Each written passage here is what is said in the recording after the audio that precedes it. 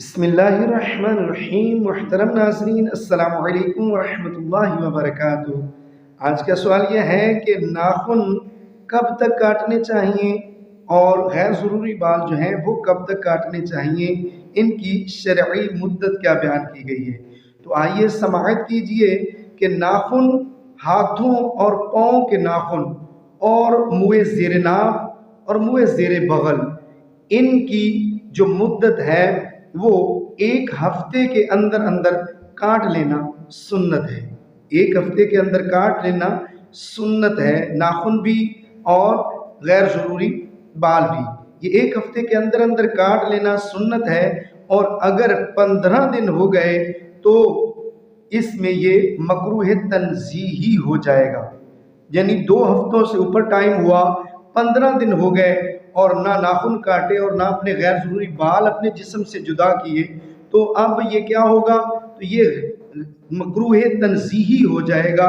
यानी मकरूह तंज़ीही उसको कहा जाता है जो इस्लाम में नापसंदीदा है, उस पर गुनाह नहीं मिलता, लेकिन इस्लाम में नापसंदीदा है।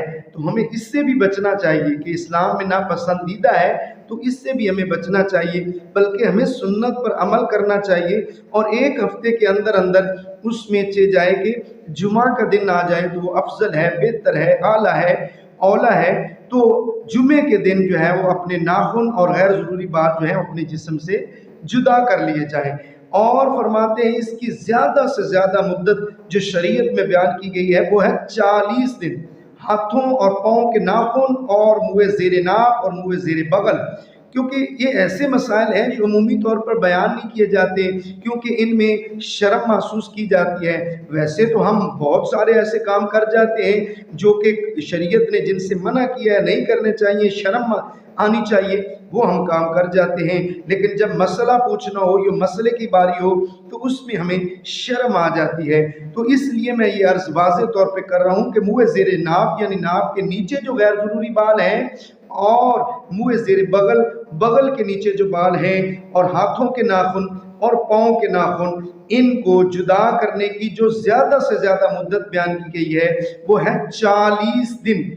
यानी 40 दिन से पहले पहले ये नाखून और बाल काट लेना ज़रूरी है। अगर कोई बंदा नहीं काटता, इतनी ताख़ीर हो जाती है कि 40वां दिन आ गया या उससे ऊपर हो गया, तो अब ये होगा कि ये मकरूह तहरीमी अमल है और इससे बंदा गुनहगार होता है। और जब तक बंदा ये फिर नाखून और बाल अपने जिस्म से जुदा जितनी देर तक नहीं करेगा, उतनी देर तक बंदा गुनहगार रहेगा, उसका गुनाह लिखा जाता रहेगा, उससे तौबा करनी होगी, अल्लाह रब्बुल आलमीन से उससे माफ़ी मांगनी होगी इस गुनाह के वाले से। और इस गुनाह से बचना लाजमी और ज़रूरी है। और ख़्याल यही रखना चाहिए, मैं पहले अर्ज़ कर चुका हूँ कि अफजल यही है कि 1 हफ्ते के अंदर अंदर ये अमल कर लिया जाए और 1 हफ्ते के अंदर अंदर जो है वह अपने नाखून और बाल वगैरह इनको काट लेना चाहिए। अल्लाह पाक हमें अमल की तौफीक नसीब फरमाए। आमीन बिजाह खातमिन नबिय्यीन सल्लल्लाहु अलैहि वसल्लम।